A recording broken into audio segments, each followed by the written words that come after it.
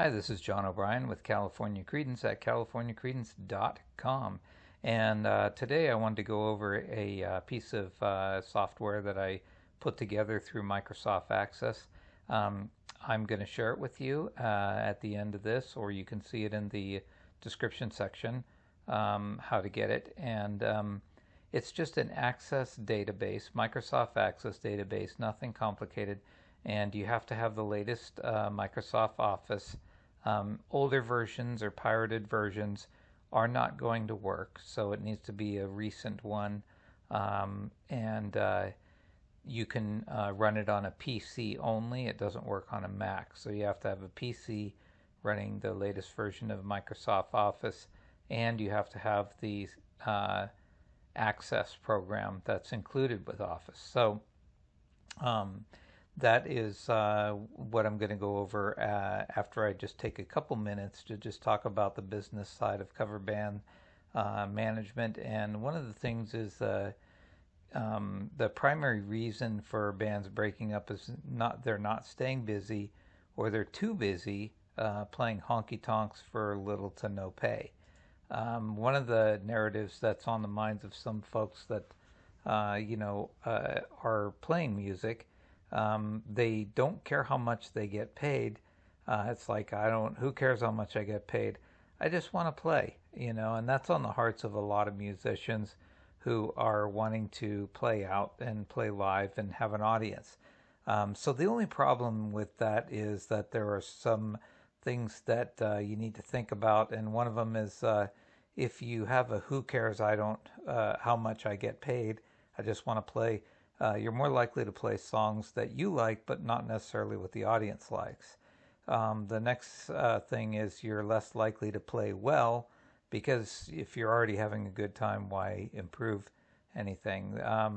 Venues are also saturated with these kind of entertainers who really don't care how much they get paid. They just want to play. So there actually is more competition for these gigs, so you're more likely to be dismissed. The other thing is, if you change your mind at some point, say you're starting to play really well, and you might even have people liking you, you might get tired of not getting paid or not getting paid enough, and then you're going to be faced with having to come back to where you have to become a business. The other one is the attitude of who cares how much I get paid, I just want to play. It cheapens the art overall. So if you have a bunch of guys that are willing to play for nothing, and they don't care whether they get paid or not, they just want to play, then generally the venues will continue cycling these people through, but they won't see any value in the art. So when you say how much you charge as a band to play, you're also stating to the venue really how important that art is. If you're playing for free, then you're basically saying music is kind of worthless. So it's really important to put a value on your music, so that venues that are reputable will see the value in your art. It also requires marketing, so you're not going to, if it's who cares how much I get paid, I just want to play, it still requires some marketing to land these gigs, especially with the saturated market of people who have the same mindset. So what I've done is I've got 7 different business suggestions for bands that, to stay busy and happy and get compensated appropriately for your band. So the first suggestion is your band has to be good, but not just good. They need to be confident and practiced. The performance needs to be confidently mastered, and that's because when you go to sell your band to a venue, the venue is always going to ask, why should we hire you as opposed to another band? And you're going to need to have an answer for that. If you're doing kind of a dollar store quality performance, then you're going to play at dollar store quality kinds of places. If your band is a little rough around the edges, you might want to boost your quality by using some backing tracks. And so speaking of playing, having an answer for venues that will ask you, why should we hire you as opposed to somebody else, it's always good to have a list of songs that you play on hand that you can hand them and say, well, actually, have you seen any other bands play these songs? Because a lot of venues are like, we already know your band. We already know what you're going to play. If you're a newer band, you're going to play Locked Out of Heaven, Uptown Funk. If you're an old guys band, you're going to play Sweet Home Alabama, The Joker by Steve Miller, Black Magic Woman, Mustang Sally. They all know what given whatever band you are, they know what you're going to play. So you got to think like a DJ. And one of the things you can do as an answer to a venue that says, well, why should we pay or why should we hire you as opposed to somebody else? Have a song list available and show that we're willing to play some of the more complicated songs that other bands have a tendency to avoid. And that's again where backing tracks can come in and permit you to play some of the more complicated songs with fewer staff. And venues are going to actually notice that, wow, okay, that playlist is not one that we've seen here, because a lot of venues hear the same songs by differing types of bands. The third thing is it's important to get a video of at least 3 different gigs of your performance and upload them to YouTube. One of the main things that venues want to know is, first of all, why should we hire you instead of somebody else? So that would be your playlist. That'll be like, have a look at that playlist, see if that looks common to everybody else. The other thing is, and make sure they're all hits. You have to think like a DJ, not like playing songs you like, but playing songs that the audience is going to like. And then you also, number 3, you'd have to have the good, like not the 3 videos of the same gig, because venues are a lot more savvy about having videos of all of the same gig. So it's good to have like 3 different gigs, 3 different videos, upload them to YouTube. That's going to be the first thing on their mind. Well, do you have any video or anything of you guys playing? And the fourth thing is try to have an actual website, a logo, quality band photo, as opposed to simply a Facebook page. The problem with Facebook is generally Facebook is going to draw cheap or non-paying customers. And it's, basically it's going to be a situation where if you don't have a website, it's going to communicate that you might be closer to one of those guys that doesn't care how much they get paid. When you have a website that shows that, you're actually very legit and have a decent logo, get one made. A little kind of a funny thing about a band photo. So a good thing about a band photo is get a good quality photo, but sometimes you can detect that there are some members in the band that are not necessarily really sold out to your project. When you're taking the band photo, kind of make sure to situate people that are more likely to leave the band, situate them on the edges of, make them on the edges of your bandmates getting together that way, and make sure their arms are not, overlapping, so that they can easily be cropped out should they vacate the band. If it's one band member, just have them on one side or the other, but not in the middle, because those are hard to crop out. If they quit, no problem. You just crop the band photo. Just a little side note on that. And fifth, physically go to venues and shake their hands on the off hours, and be prepared with performance videos that are uploaded, a decent quality business card. If you're cheap on your business card, then you're back to the I don't care how much I get paid. We're just giving you a cheesy business card. Have a decent business card. And it's been my experience that when you actually go to venues to introduce yourself and express how excited you are at the possibility of playing a venue rather than acting dismissive, indicate to the place that you would really like to play there. Have an answer for why they should hire you, which would be your playlist. And, think like a DJ and get those songs together.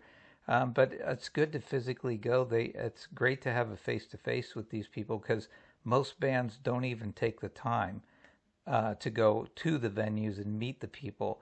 They're content with just sending an email, which will be dismissed very quickly. And then 6, 100% of the band income should initially go to excellent sound equipment. You want to invest initially on your first gigs 100% into your product and your system. For band members who vacate the band before the band breaks up and the gear is sold off, they simply surrender their ownership of the band equipment. And seventh, use contracts as and ask for deposits when scheduling gigs. This shows that you're a legitimate business, and not just a fly-by-night. It kind of summates all the prior 6 points that I've made, suggestions to a more serious entertainment group for which you can charge a lot more and play more respectable and more fun gigs, and so that's why I want to go over that too. If you use contracts and you ask for deposits, I had this program that we use for California Creedence, and I just want to give you guys a chance to see what that looks like. So first of all, I want to go over the California Creedence Hour software as we use it.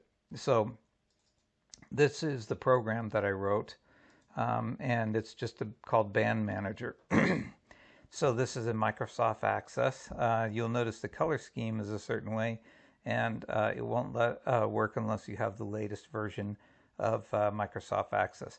So let's go to just basically where, the gravy, where you're wanting to get to. So these are the performance contracts.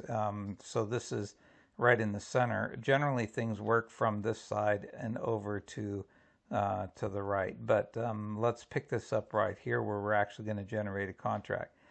This is the name of, I give it a kind of a nickname so that I can identify it. So we'll have let's say we have Oakdale Country Club, first and second gig. Let's say we'll go to this first gig. So the band is a band that we pick here, and this is created in your band information. So we picked California Creedence. Oakdale Golf and Country Club would be over here where you have the client contacts, and we'll populate that. So that generates for you a list of contacts. And then the date created is automatically populated when you make a new contract. The performance date obviously is the date you're playing, the time that you play. The sound check, you arrive at 3, sound check done. This is who you make the check payable to, John O'Brien. Who's signing this contract, and then you put that there. Here's a agreed total price. We didn't ask for a deposit on this one, so we just put in parentheses, no deposit required. And on this contract status, we have open, canceled, and fulfilled. Now with a different contract, for example, if we go to the Yellowstone one, where is that? Let me see here. Gee, I just saw it. Oh, here we go. Yellowstone, we did ask for a deposit here. And if we do ask for a deposit, then we're looking at that it needs to be paid by March 10th. So let's just go ahead and send this contract out. Okay, I'm going to generate. Gen means generate a contract. So this is basically what the contract looks like. You have our logo, the performance contract, the name of the performer, that's us, the person who's hiring us and where they live, and any special requests. Arrive at 2 p.m., sound check done by 4, stream dinner music, and then live music from 7 to 10. And then we have how much we are paid, deposit that's due. And then I also have a graphic that I put in, which is my signature. So I have John O'Brien. And so that's all the components of the contract that are brought together by all the data we enter into. When I do a print, I go print to Microsoft PDF.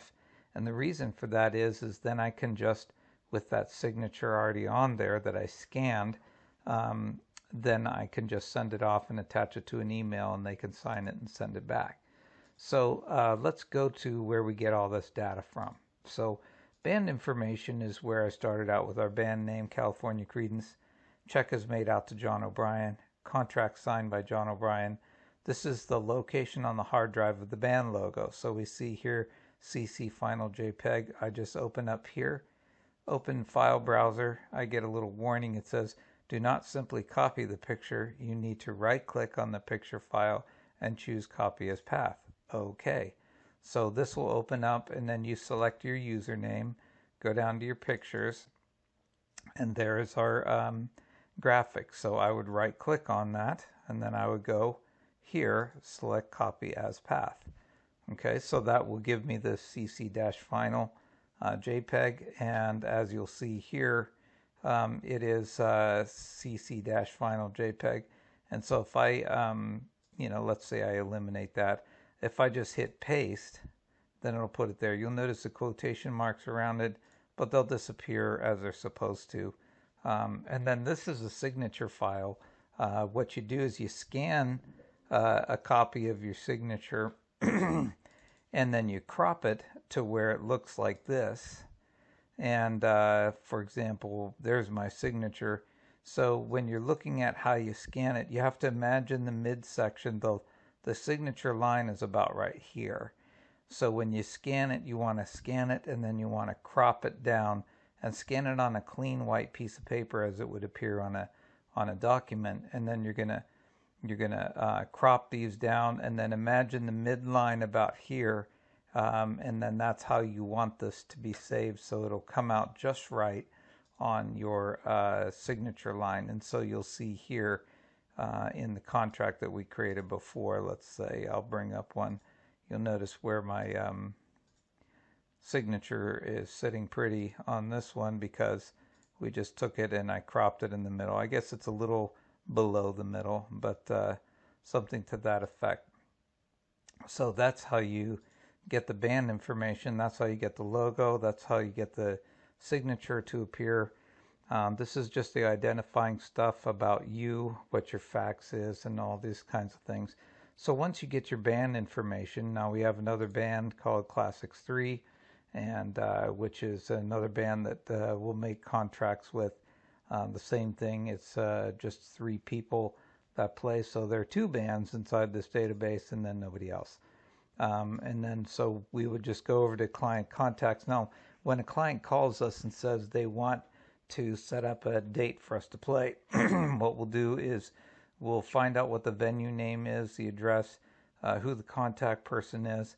The purchaser is, the organization may be different and the purchaser may be different, but if they're the same, you can just use the same as, and I'll go into that. And this might be a long video, but let me just get this for you. Let's say we have Riverbank. So here we have the venue. It's going to happen at the Riverbank Community Center. And so the person, this is the person that is, going to be scheduling the event. But if you see an asterisk here, this is basically saying this is going to be on the contract. This is for you to have as communication stuff. So actually this one needs to be updated because Riverbank Community Center, this is a Riverbank Chamber of Commerce. So this information, this address will be different.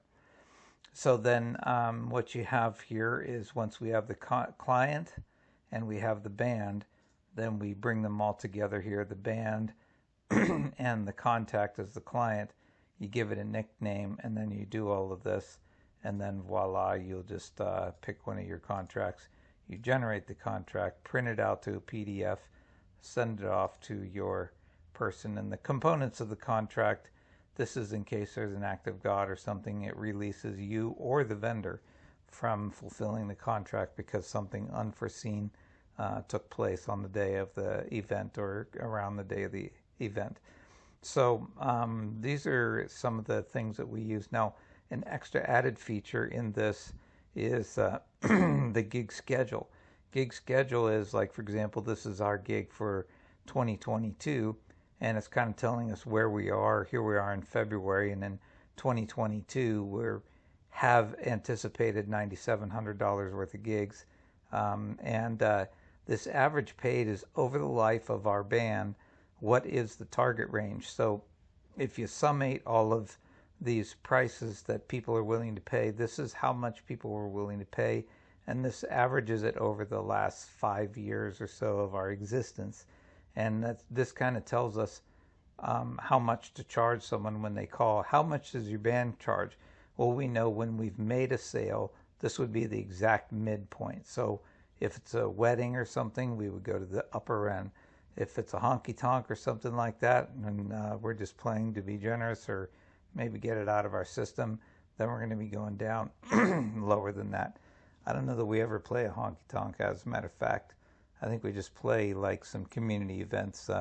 Sometimes they're fairly cheap, the concert series and stuff like that.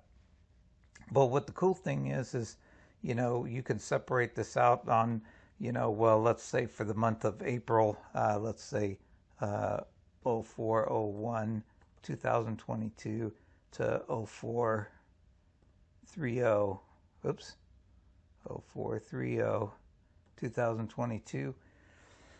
And that's our date range that we're seeing. How much do we make in that month? So basically it's going to, show us what we're going to be making that month. And we're making X amount of dollars. And this is really good for tax year. If it comes to tax year, you can just go, the 01/01/01 2022 to 12/31 2022, and then it'll basically say, well, here's how much you've made so far. So for tax purposes. Over here, if you want to identify which band, you have two bands, California Creedence Classic 3. You have California Creedence, and you can see how much, we made a little bit. And then you have Classics 3, and that's just kind of a band that I play with a couple other folks, and so you can see that doesn't make a heck of a lot. And then you can hit reset, and it'll put everything back to the way it is for this year. This combine is basically saying, I want to look at all the fulfilled gigs that have been played by California Creedence. I combine these two, and then it might say, kind of where we are on that. So show all is just saying over the life of the band and everything.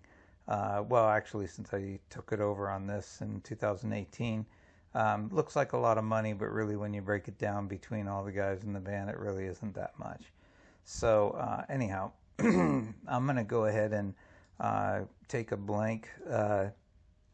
Actually, no, what I'm going to do is I'm going to take one that I have created that has a few bands in it so that I can mess this up a little bit. Let's say, for example, you have the My Bands and you have all this information.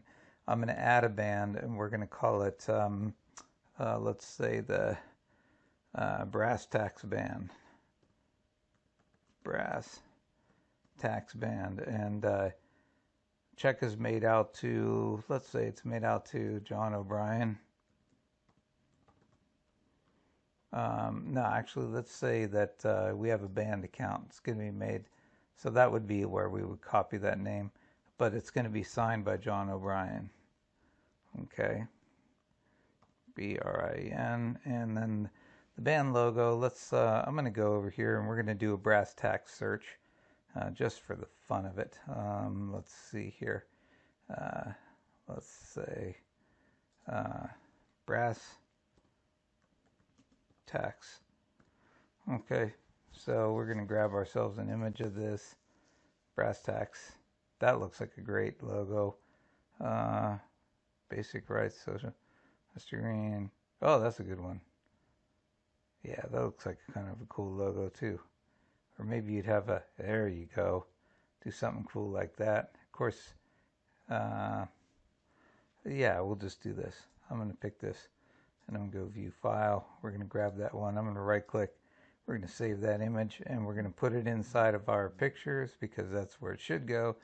And we'll just call it brass tax. All right, so once I have that downloaded, then I'm just going to go ahead and close this out. Let's go grab that logo.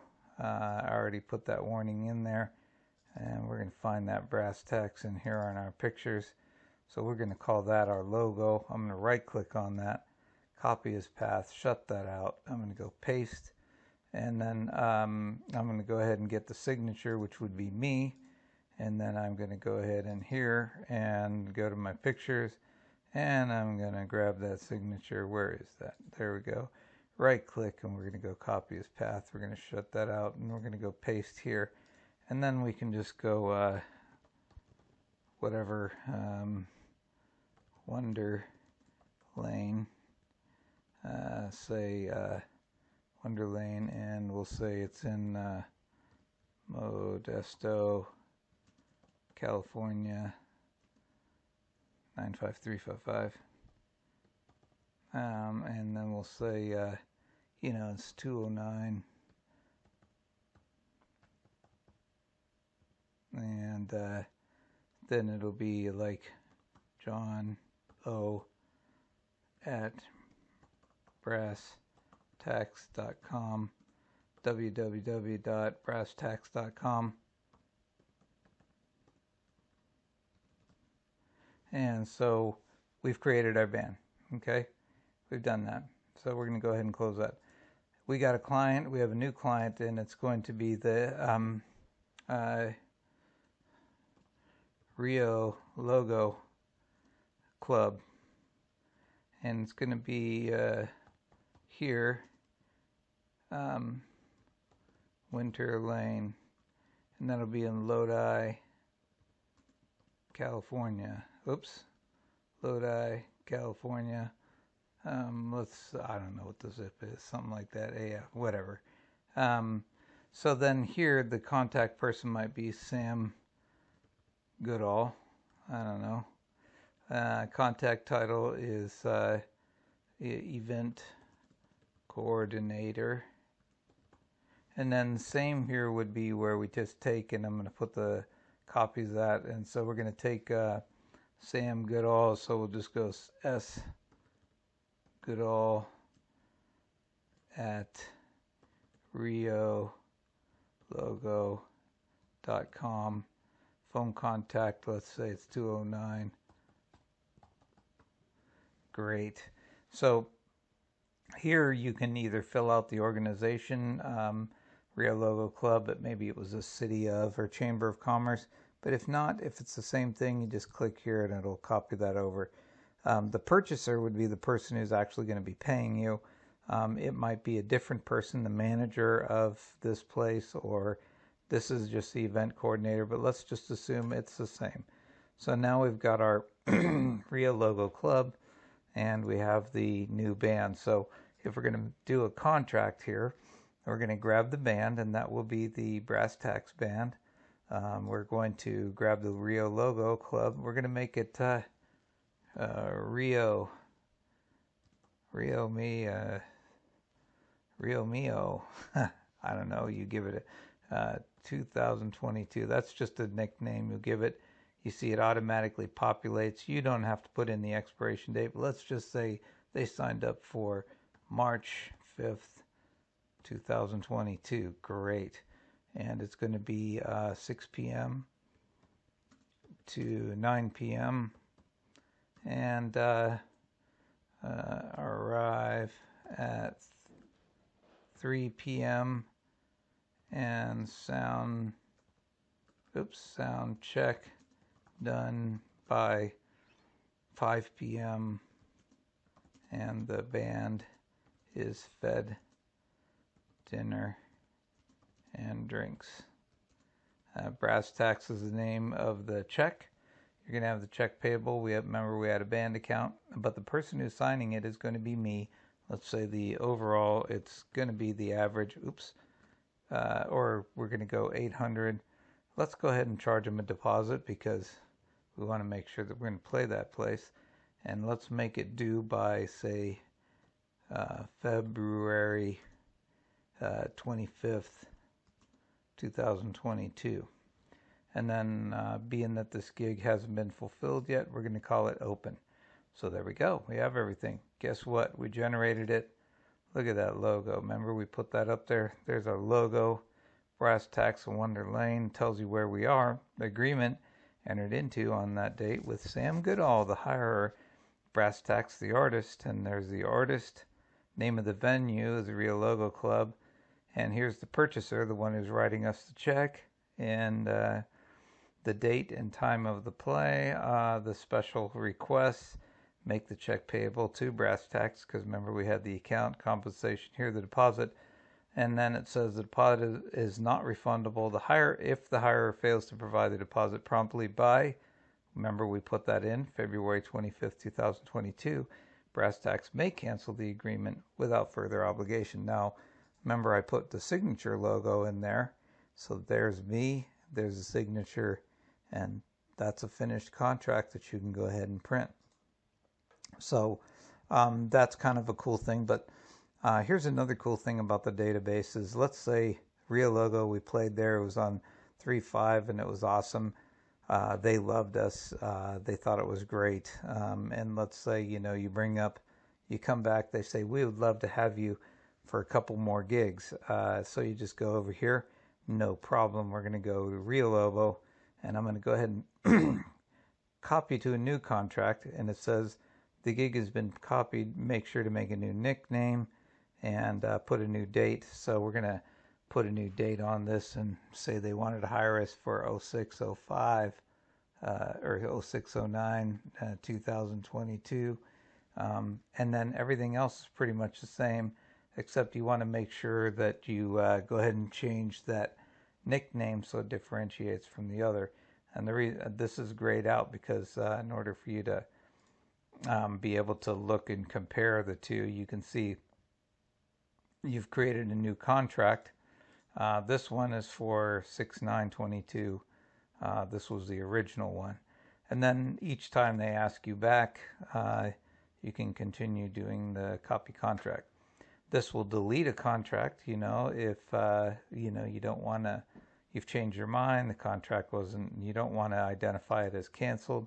It's always good to identify a canceled contract because you want to keep track of who seems to be canceling on you. You can also delete the client contact, here. You can do that copy thing with a band. Let's say, for example, I have State of the Art band or State of Art, but we do have an unplugged version. Oh, there's State of Art unplugged. Let's say we have brass tacks unplugged. So I'm going to copy brass tacks, and I'm going to just say, it says it's been copied. Make sure to change the nickname here. I guess I put in the date of the gig. I'll have to change that. But change the name. So this is the brass tacks unplugged. So they're saying at that one gig that we just made, they're like, oh, we would like to have brass tacks unplugged instead of brass tacks. Okay, no problem. We'll go over here, brass tacks, and there's brass tacks unplugged. Okay, so we got that. And then we have the brass tacks account, so no worries. We got brass tacks unplugged. It's a different band. And then again, you go over to your tracking here. This just keeps a running tally of what your average charge is. So that helps you make the sale. How much total did you make over the open gigs that are still open, yet to pay. That's your potential income. And so that's kind of how all that works. I don't think I've missed anything, but generally, if you're looking at what you would get if you downloaded it, you'll be presented with an empty database like this, where it's going to have nothing here. You'll have to populate with your bands. There will be no contacts, and there will be no contracts. And since there are no contacts or contracts, guess what? You have a big zero here too. So it'll be a blank database for you to populate, and that's basically the gig contract writing machine, and it'll help you take care of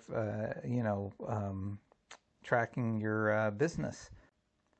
So that's everything in a nutshell. And if you want to download the database, you can go ahead and do that, and it will be a useful tool if you want to move to the next level of being a business-oriented cover band. All right, take care.